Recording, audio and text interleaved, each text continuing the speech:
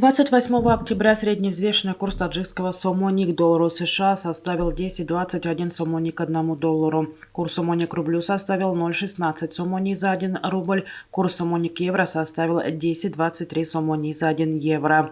Средние курсы продажи наличной иностранной валюты в кредитных организациях Таджикистана составляет 1 доллар США от 10,2153 до 10,13 сомони, 1 евро от 10,2388 до 10,22 сомони, 1 российский рубль от 0,1630 до 0,1650 сомони.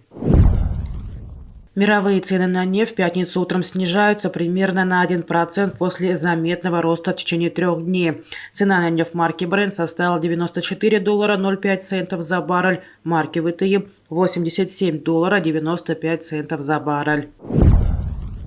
Цена на золото в пятницу утром не демонстрирует ярко выраженной динамики, и инвесторы продолжают пребывать в ожидании следующих действий от Федеральной резервной системы США и составляет $1663.85 за тройскую унцию.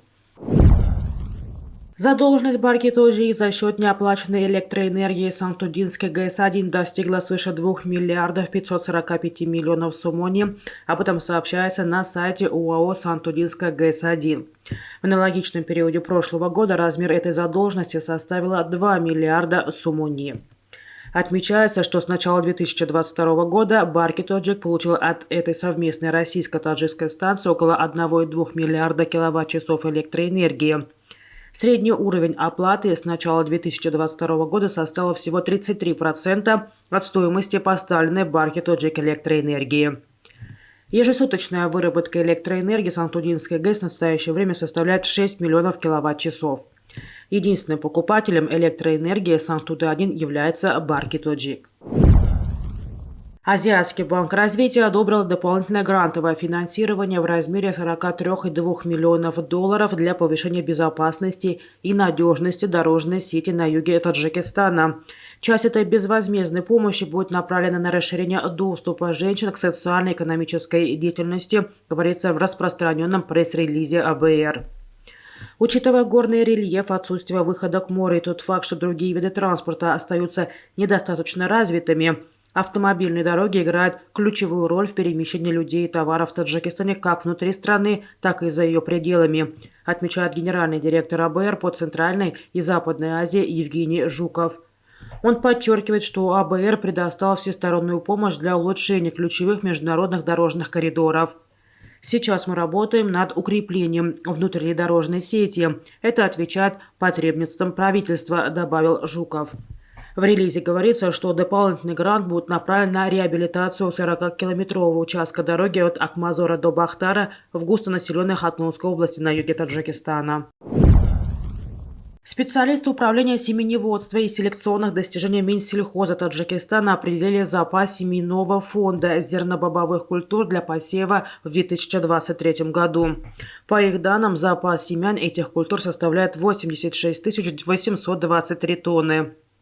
Обеспечение населения хлебом и хлебобулочными изделиями является одним из основных вопросов укрепления продовольственной безопасности страны. Поэтому правительство Республики Таджикистан считает заготовку высококачественных семян зерновых культур приоритетным направлением и сосредоточило все внимание на развитии зернового хозяйства и увеличении производства зерна. В целях повышения урожайности Министерство сельского хозяйства для посева в 2023 году закупило 280 тонн семян пшеницы элитной группы сортов Гром, Алексеевич и Безостая 100 из Российской Федерации. Отмечается, что для посева в 2023 году требуется 41 тысяча тонн семян пшеницы. На сегодняшний день фермеры считают основными причинами снижения урожайности несоблюдение технологии выращивания зерновых культур и отсутствие материально-технической базы для производства сертифицированных семян в семеневодческих хозяйствах. Одним из факторов, влияющих на урожайность зерновых в последние годы, является изменение климата. Для решения этой задачи ученым отрасли необходимо создать новые высокоурожайные сорта, адаптированные к изменению климата, и внедрить их в производство. В случае ограниченного расширения посевной площади на орошаемых землях только за счет повышения урожайности, переход на современные технологии возделывания, рационального использования орошаемых земель, получение 3-4 урожаев с одних и тех же земель можно повысить эффективность выращивания зерновых культур и получить урожай не менее 50 центнеров с 1 гектара, отмечается в сообщении Управления семеневодства и селекционных достижений Минсельхоза Таджикистана. Кыргызский инвестиционный кредитный банк стал седьмым из 23 банков Киргизии, приостановившим обслуживание российских карт МИР, следует из публикации на официальном сайте финансового учреждения. Уведомляем, что с 27 октября этого года банк временно приостанавливает обслуживание карт платежной системы МИР, отметили представители кредитной организации, не указав причины такого решения. Ранее в Киргизии о приостановке обслуживания российских карт МИР заявляли 5 коммерческих банков. Это Кыргызстан, Бакай-банк, Доскредобанк, Компаньон Банк Азии и один госбанк Аилбанк. Всего в республике 23 банка. При этом Национальный банк Киргизии отмечал, что не вмешивается в работу банков республики в вопросе обслуживания платежных карт МИР.